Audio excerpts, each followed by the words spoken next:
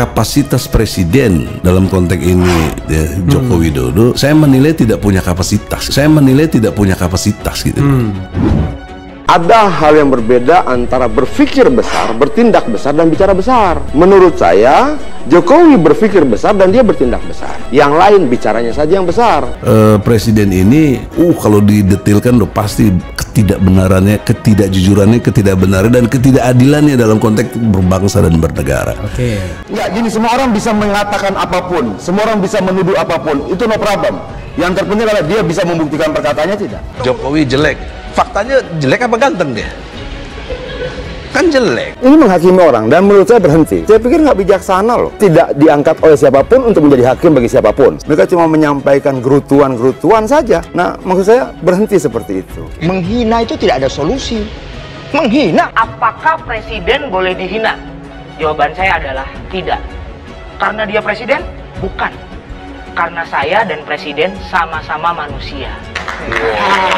Seorang presiden berbadan kecil, kerempeng, yang selalu diejek, ternyata bisa jadi utusan negara-negara besar untuk bisa menyelesaikan masalah ekonomi dunia ini. Bayangkan coba seorang presiden yang dengan nekat ingin melakukan revolusi perubahan, meski apa yang dia lakukan itu mengancam nyawanya. Presiden Joko Widodo memulai rangkaian kunjungan kerjanya ke beberapa negara, salah satunya adalah membawa misi perdamaian di tengah perang antara Rusia dan Ukraina. Saya akan mengunjungi Ukraina dan akan bertemu dengan Presiden Zelensky. Misinya adalah mengajak Presiden Ukraina untuk membuka ruang dialog dalam rangka perdamaian, untuk membangun perdamaian. Presiden Jokowi akan merupakan pemimpin Asia pertama yang akan melakukan kunjungan ke dua negara tersebut. Usai bertemu dengan Zelensky, Presiden akan terbang ke Rusia untuk bertemu Presiden Rusia Vladimir Putin. Sama seperti rencana bertemu Zelensky, Jokowi akan mengajak Putin berdialog untuk membuka peluang untuk hentikan perang. Kunjungan presiden ini menunjukkan kepedulian terhadap isu kemanusiaan, mencoba memberikan kontribusi untuk menangani krisis pangan yang diakibatkan karena perang dan dampaknya dirasakan oleh semua negara, terutama negara berkembang dan negara dengan penghasilan rendah, dan terus mendorong spirit perdamaian. Jokowi menjelaskan, kunjungannya ke Ukraina dan Rusia tidak hanya untuk Indonesia, melainkan penting untuk negara berkembang lainnya. Kunjungan ini bukan hanya penting bagi Indonesia, tetapi juga penting bagi negara-negara berkembang untuk mencegah rakyat negara-negara berkembang dan berpenghasilan rendah jatuh ke jurang kemiskinan ekstrem dan kelaparan. Kunjungan kedua negara ini merupakan kunjungan yang dilakukan dalam situasi yang tidak normal. Kita paham situasi saat ini masih sangat-sangat complicated. Dunia juga paham mengenai kompleksitas masalah yang ada. Pertemuan G7 di Jerman. Akan tetapi memang perlu adanya security assessment dari pihak pemerintah bekerja sama dengan pihak luar negeri dan juga pihak setempat agar keamanan presiden ini terjamin, sehingga tujuan presiden yang sangat mulia ini yaitu ikut turut serta berpartisipasi aktif dalam menjaga perdamaian dunia itu sesuai dengan konstitusi kita.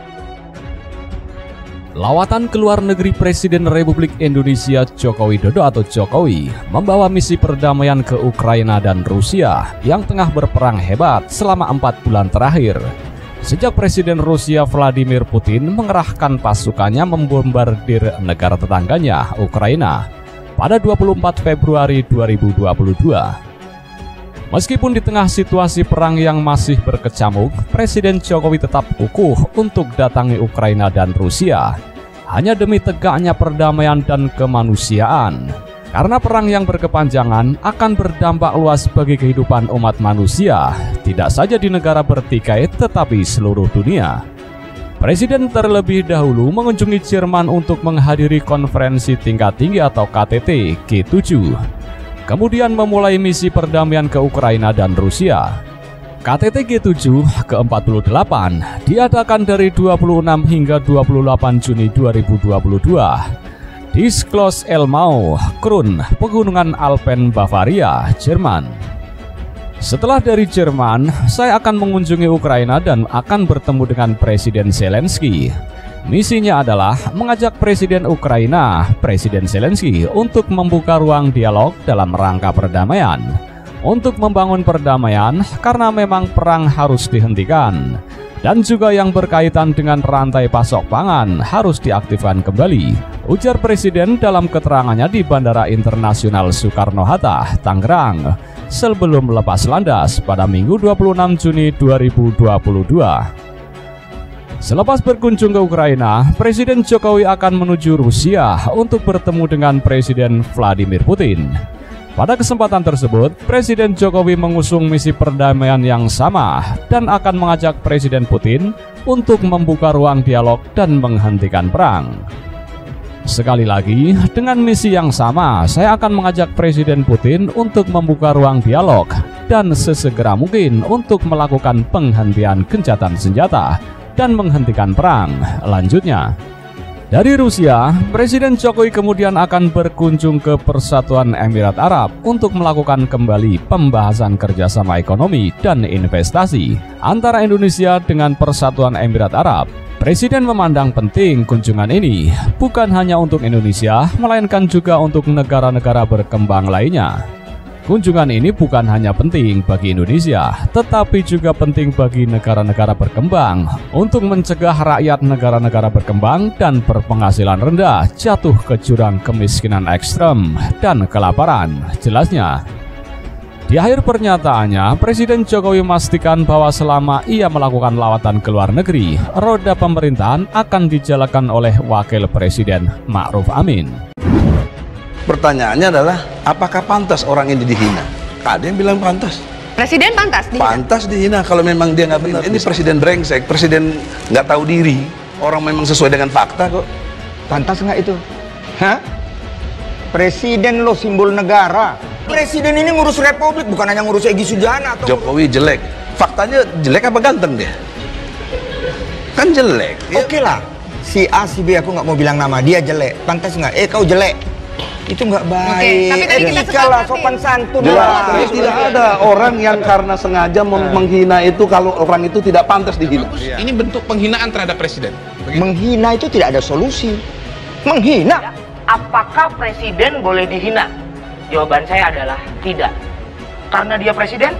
Bukan. Karena saya dan presiden sama-sama manusia.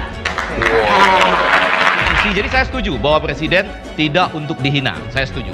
Sejak wali kota, jadi gubernur, jadi presiden, itu yang namanya diejek, namanya dicemooh, namanya dicaci, dihina, sudah makanan sehari-hari. Biasa, Pak. Nah kalau kita bilang presiden pembohong kan menghina, padahal faktanya dia bohong. Bang Egy tidak bisa membuktikan, itu fitnah Bang.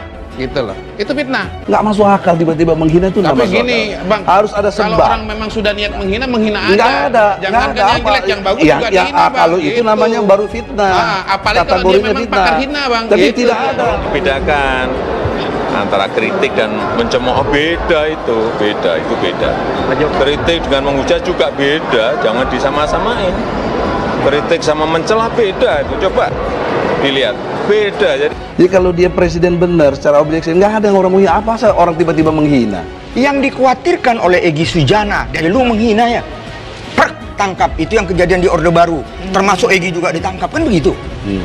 Itu karena itu dia kesal. Mulutmu harimaumu. Kalau saya lihat sesuai fakta nggak menghina lah. Cuma persoalannya adalah masuk kategori etis tidak etis, tapi tidak harus dihukum.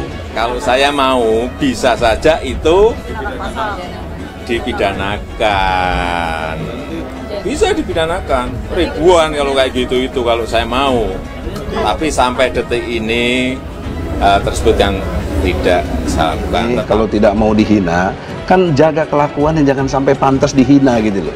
Nggak ada yang mau dihina ya, apalagi presiden. Apa yang dikatakan Hudori betul. Apa itu bukan menghina saja, mengancam simbol negara. Betul apa yang dikatakan Hudori.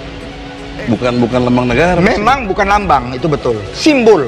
Tapi simbol pun kita hormati. Jadi kita ini kadang-kadang nggak bisa membedakan mana yang kritik, mana yang mencela, mana yang fitnah, mana yang kritik, mana yang menghujat, mana yang kritik.